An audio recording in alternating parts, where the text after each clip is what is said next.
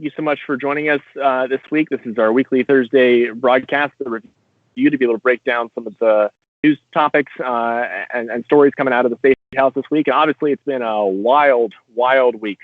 So here to break it all down is Senior Policy Advisor Paige Hodder. Paige, thanks so much for being here. I'm happy to be here, Morgan. All right, Paige. So let's start. We've got obviously the story broke 2 days ago that Ohio House Speaker Larry Householder had been arrested at his farm for alleged bribery and racketeering charges. So where do we begin? What's the breakdown there for people who are just either now hearing about the story, or there's so many details that we need a little bit of clarification? So let's start from the beginning. Yeah, so to really start, we have to understand what HB 6 is, which was a House bill that passed, I believe, last summer, which covered various environmental things, a lot of which we weren't fans of, but one of the biggest was that it bailed out 2 nuclear power plants, which claimed to be going bankrupt. So their claim was they were going bankrupt. They needed money from the state to keep running, to keep providing power. Obviously, one of our biggest complaints about that section was that they never really provided all that much proof about the said bankruptcy. They just kind of said, hey, going bankrupt, help, please. But it passed. And what we're seeing now is that it is alleged that the company that owns the energy company that owns the nuclear power plants, which has had several names now, paid Larry Householder bribes to get this bill passed. Millions and millions of dollars in bribes to get this bill passed, which he then, through an account he controlled, allegedly funneled to other representatives. And then once the bill passed, and it was not very popular with environmentalists and people who recognized that this was setting Ohio back in a lot of environmental green energy ways, they tried to launch a campaign to repeal the bill. They continued to pay Householder to run a campaign to stop that, to get those efforts down so that they would get that bailout money that they wanted. Yeah.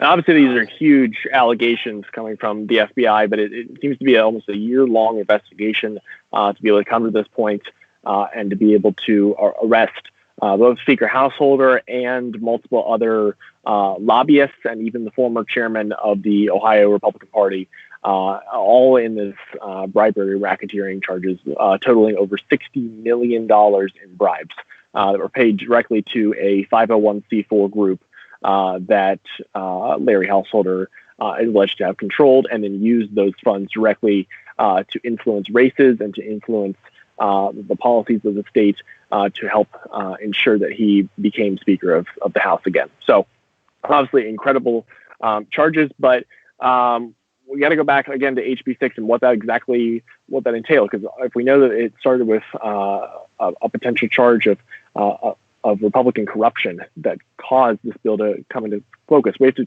focus on exactly who was in favor of this, and it becomes even more clear when you consider the fact that First Energy, the company that owned the 2 nuclear power plants that received the bailouts, was basically the only company or the only entity that was in favor of HB 6, because it hiked payments for electric consumers, it hiked taxes in those particular areas, and then it also cut renewable energy mandates and helped to send us back to a 19th century energy policy focused on coal and now on nuclear energy. And so it's an incredible set of allegations that have reached to this point. But again, this isn't the first time this has happened, right, Paige? This is the first time that an Ohio Speaker of the House has been arrested for corruption charges.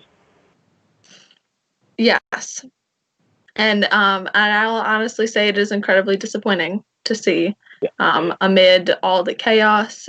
And we've said it time and again, this is really a time when we want to be able to look up to our leaders and trust them and trust that they're doing what's best for us. And to just see that nope, they're just doing, not all of them, some of them are doing really good work, but some are just doing whatever is best for them. And that's really heartbreaking in some ways. And we're not even in session right now. Like we're in a 3-month break because the Ohio House and the Ohio Senate deemed the fact that they did not need to be in session to help tackle the epidemic that we're currently dealing with, to try to prepare for schools in the fall, or to even consider how we solve systemic racism in our country. And so while we're not focused on any of those things, we understand that the Ohio GOP leadership was instead obsessed with bringing in as many apparent bribes as possible. And that's concerning, not just because it's for one speaker, but because this has been now a pattern. We've seen the last Ohio speaker face similar, if not entirely the same, allegations as well. And so over the last 4 years, there have been 3 different instances where Ohio GOP leadership has been involved in some form of corruption where the FBI had to get involved, which is mind-boggling that we have a supermajority that is so locked in that feels that they are immune from the law in so many different ways. Honestly, we could talk about this all day and rant, but there are too many points to be able to bring up that just bring so much anger about how our state government is being operated. So is there any chance this bill gets repealed now? Have you seen anything along those lines?